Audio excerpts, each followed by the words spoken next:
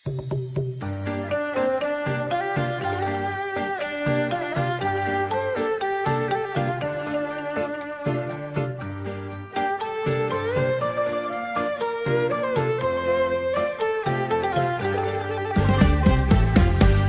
រជាក់ល្វើយវាយចូលរដូវចូលឆ្នាំថ្មីហើយស្នាមញញឹមភូមិស្រែគ្រប់គ្រួសារសំឡេងសើចរំភើបចិត្តនៅគ្រប់ទីកន្លែងបេះដូងយើងរីករាយជាមួយពេលវេលាល្អនេះសួស្តីឆ្នាំថ្មី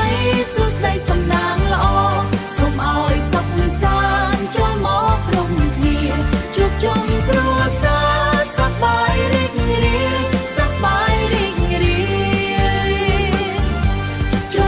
ឆ្នាំខ្មែរពោពេញដោយស្ដីសុខណានអើ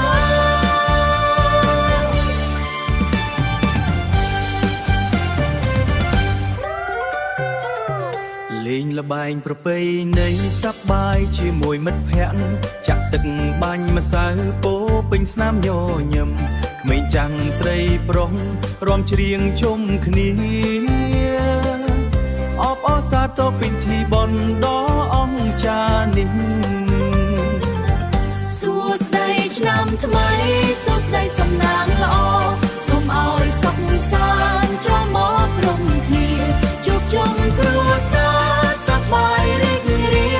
សប្បាយរីករាយ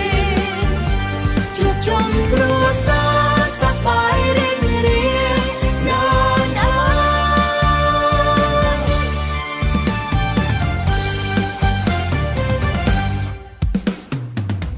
អំណរគុណដល់ឆ្នាំដែលបានកន្លងផុតទទួលស្វាគមន៍ឆ្នាំថ្មីដោយចិត្តរីករាយសូមឲ្យក្តីស្រមៃទាំងអស់ខ្លាចជាការពិតនាំមកនូវសេចក្តីសុខគ្រប់ពេលវេលាសួស្តីឆ្នាំថ្មី